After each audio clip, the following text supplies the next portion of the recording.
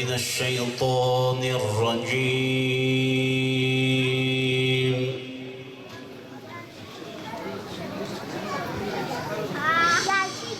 بسم الله الرحمن الرحيم.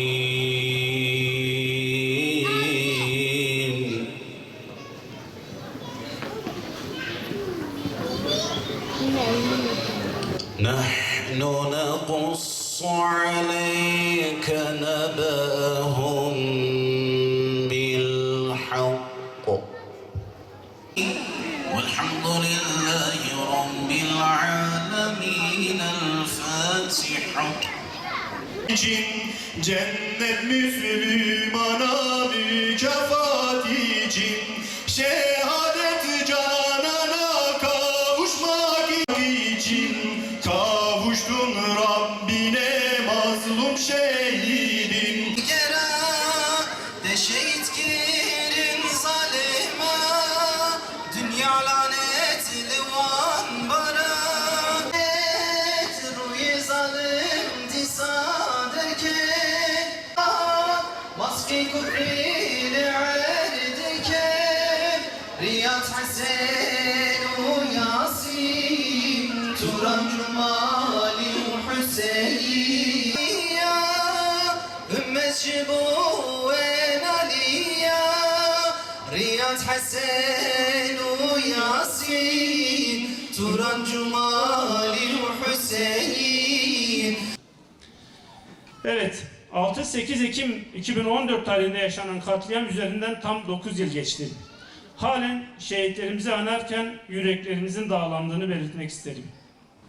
6-8 Ekim'de yaşanan olaylar hiçbir zaman zihinlerden silinmeyecek ve unutulmayacak kadar derin izler bırakmıştır.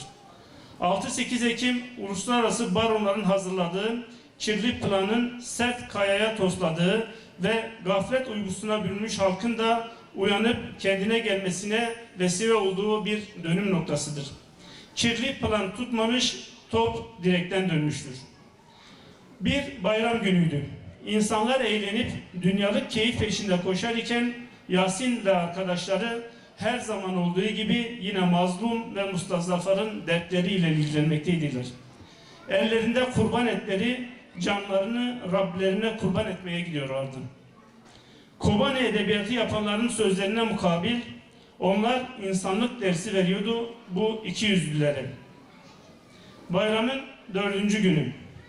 Gözü dönmüş çetelerin Kobani'deki kuşatmayı bahane ederek sokağa inmeleri, birçok mütedeyyin insanın ev ve iş yerlerine saldırmaları, yağmalamaları ve yakma girişimleri, Kobani bahanesiyle tüm Müslümanları hedef tahtasına alan PKK hedefeli çetelerin sokağa ateşe verip insanları vahşice katletmeleri, PKK zihniyetinin vahşiliğini bir kez daha gözler önüne sermiş, bu günahtan insanlık namına bir beklentisi olanların bir kez daha bu beklentilerini boşa çıkarmıştır. Zalimler yine homurdanmış, yine kirli ellerini ve emellerini bulayacak Müslüman kanı aramışlardı. Yine Uhud'ları bu Müslüman millete yaşatacaklardı. İkinci bir Kerbela'yı hayal ediyordu Zerdüşt zalimler. Yükselen Hüseyin'i feryatları kesmek ümidiyle. Ama dinmezdi bu feryat. Yasinleri vardı geride. Gözü kan ağlayan Hatice anaları vardı. Ve yüreği öfke dolu. Yumrukları sıkı binlerce Müslüman nefer. Bilmiyorum nasıl anlatsam şehitlerimizi. Onları anlatabilme kudreti kime verilmiş ki ben de anlatabileyim. Rüyaları süsleyen bu ilahi makamı ancak yaşayan bilir. Ancak onlar anlatabilir kavuştukları nimetin büyüklüğünü. Bir Ali olmak lazım. Bir Hüseyin, bir Zekeriya, bir Yahya, bir Cafer, bir Musab, bir Molla Zeki, bir Molla Cüneyt, bir Molla Şehmuz, bir Turan Yavaş, Hüseyin Dakak, Hasan Gökgöz, Riyad Güneş, Cumali Güneş ve Yasin Bir olmak lazım onları anlayabilmek için. Kavuştukları lütuf ne büyük bir lütuf. Resul-i Kibriya bile onlara gıpta ediyor. Şöyle diyor Peygamber Ekrem: ben Allah yolunda öldürülmek, sonra dirilmek, sonra yine öldürülmek, tekrar dirilmek ve bunu hep böyle devam etmesini isterim buyurmuştur. Evet, Bu yüce mertebeye ulaşan şehitlerimizi bir kez daha rahmetle yad ediyorum.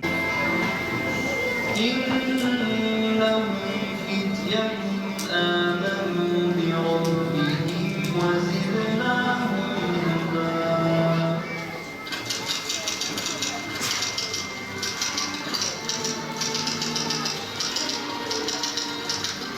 Şehitleri anmak, şehitlere ağlamak böyle sıradan bir eylem değildir, gündelik bir eylem değildir. Aslında şehidin mücadelesi kanını ilk döktüğü anda başlıyor. Hepimizin arzu ettiği likaullah, yani Allah-u Teala'yı görmek, şehidin kanının ilk damlasıyla gerçekleşen bir hadisedir.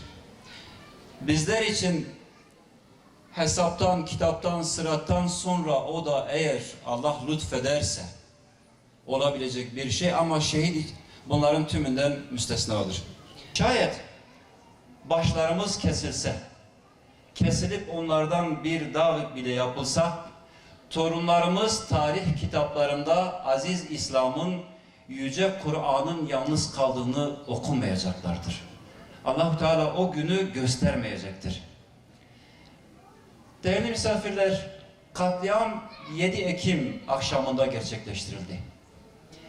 7 Ekim katliamın sembol ismi olan 16 yaşındaki bir gencin binlerce militanı olan 35 yıllık silahlı bir örgütü mağlup ettiği gündür. 16 yaşındaki bir genç o ihlasıyla 35 yıllık silahlı bir örgütü kanıyla mat etmiştir. Allah rahmet eylesin, Mehmet Yavuz Hoca birkaç sefer şunu söylemişti. Demişti ki ben Yasin'in velayet makamında bir genç olduğuna inanıyorum. Velayet makamında bir genç. Yani 16 yaş mühim değildir. O Allah'ın büyük bir velisi. Öyle ki o velinin yüzüsü hürmetine Allah-u Teala PKK'yı öyle bir çukura düşürdü ki, yani şu an hani cezaevindedir, mahkemeye itiraz ediyorlar, halen ifadeler veriliyor falan filan. O mahkeme, emin olun, kamuoyunun hiçbirinin gündeminde değildir. Çünkü Yasin'in kanı onları mahkum etti. Yüzlerine öyle bir kara çaldı ki, bütün dünyanın dağları sabun olsa, okyanusları da o sabunla beraber yıkasalar yüzlerini, alınlarındaki o kara lekeyi temizleyemezler.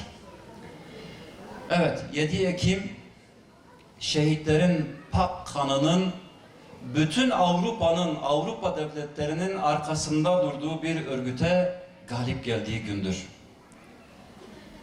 PKK 7 Ekim'de bitmiştir, kaybetmiştir, ölmüştür. O gün onun zirvesiydi. O günden beri sürekli düşüştedir. O bedduasını dinlediniz Hatice annenin. Diyor ki ben Kabe'nin duvarına dokunduğumda kim Yasin'in bedenine dokunmuşsa ben onları Allah'a şikayet ettim. Kimdi onlar? PKK'ydi. 6-7 Ekim 21 ilde eş zamanlı olarak Hüdapar'a karşı yapıldı. Bir linç girişimiydi, bir soykırım girişimiydi.